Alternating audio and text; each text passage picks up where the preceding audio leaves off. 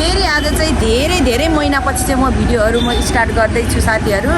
र आज चाहिँ म अहिले कहाँदेखि स्टार्ट गरेको छु भने म चाहिँ अहिले ठ्याक्कै आइलिगम चोकमा छु साथीहरू। म यहाँ मेरो साथीलाई पर्खिरहेको छु।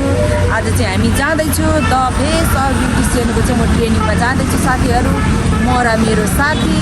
अनि हामीलाई चाहिँ एकदम हजुरहरूले धेरैभन्दा धेरै सपोर्ट गरिदिनु पर्यो गाइस। के हुन्छ म सबै हजुरलाई देखाउने छु है साथीहरू। ल फेस अफ द ब्युटिसियनमा आइसकेको छु। हाम्रो चाहिँ ट्रेनिङ हुँदैछ, यहाँ चाहिँ क्याटवक गर्न सिकाउँदै हुनुहुन्छ म्यामले। अनि यहाँ हाम्रो चाहिँ पालो सकिसकेको। अनि यहाँ चाहिँ पछाडि आउनुभएको साथीहरू चाहिँ यहाँ बनाउँदै हुनुहुन्छ। मेरो साथी चाहिँ पुरै क्याटवक गर्नलाई रेडी हुनुहुन्छ होइन। अनि यता म्याम यता हुनुहुन्छ, अनि यता हाम्रो साथीहरू सबै पार्टिसिपेट साथीहरू चाहिँ यता। अनि म चाहिँ बाई बाई। त्यसपछि हामी सबैले एक गर्दै चाहिँ हामीले क्याटवक गरेर म्यामलाई देखायौँ। अनि त्यसपछि म्यामले चाहिँ हामीलाई चाहिँ कसरी मान्छेहरूको अगाडि इन्ट्रोडक्सन गर्नु, कसरी एकदमै आफूले चाहिँ कन्फिडेन्टका साथ बोल्नु भनेर चाहिँ म्यामले हामीलाई चाहिँ धेरै कुरा सिकाउनु भयो। अनि हाम्रो म्यामको चाहिँ म इन्ट्रोडक्सन दिन चाहन्छु।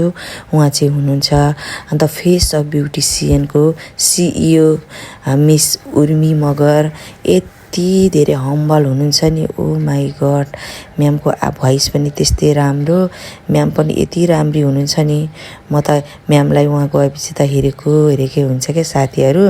अनि त्यसपछि हाम्रो इन्ट्रोडक्सनको क्रम सकेपछि अनि त्यसपछि हामी चाहिँ हल्का चाहिँ म्यामसँग गफ गऱ्यौँ होइन।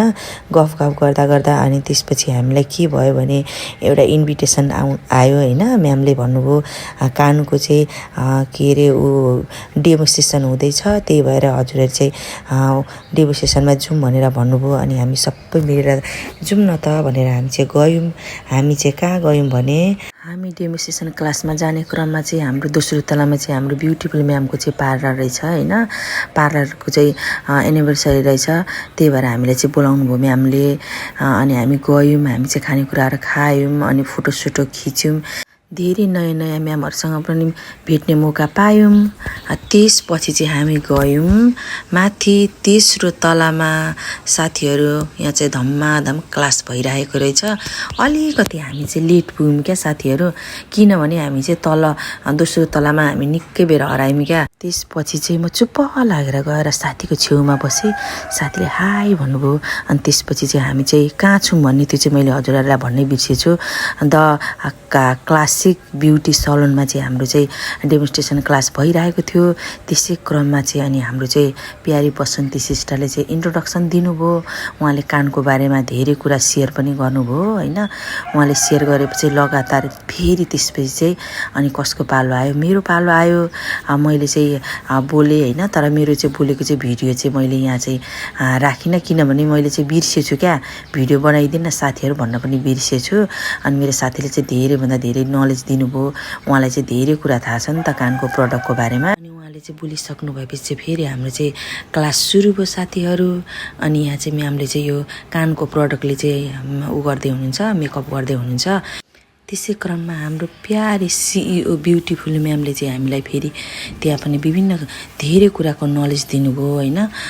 कसरी ब्युटी प्याजेन्टमा कसरी चाहिँ हामी अगाडि उभिने, कसरी हामीले चाहिँ त्यत्रो मान्छेहरूको अगाडि हामी कसरी कन्फिडेन्स साथ हामी कन्फिडेन्स बिल्डअप गर्ने, त्यो सम्बन्धी पनि हामीलाई म्यामले धेरै नलेजहरू दिनुभयो होइन। पछि चाहिँ अनि हाम्रो beautiful ma'am the classic beauty सलोनको चाहिँ ओनर म्याम बोल्नुभयो। उहाँको यति मिठो बोल्ने शैली छ नि, यति कन्फिडेन्ट छ नि, ओ माई गड। म त उहाँलाई पनि हेरेकै हुन्छु क्या। त्यही भएर उहाँको चाहिँ मैले धेरै कार्यक्रमहरू धेरै प्रोग्राम पनि देखिरहेको छु नि त। उहाँ चाहिँ पहिला चाहिँ हुनुहुन्थ्यो राष्ट्रिय सौन्दर्यकर्मी महानगरको चाहिँ अध्यक्ष हुनुहुन्थ्यो।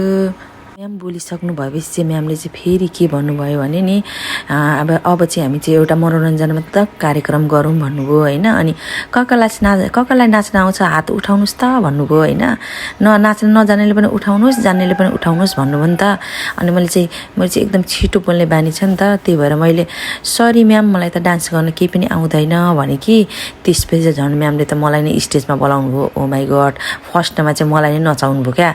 म र मेरो बसन्ती साथी हामी दुईजना फर्स्टमा डान्स गऱ्यौँ।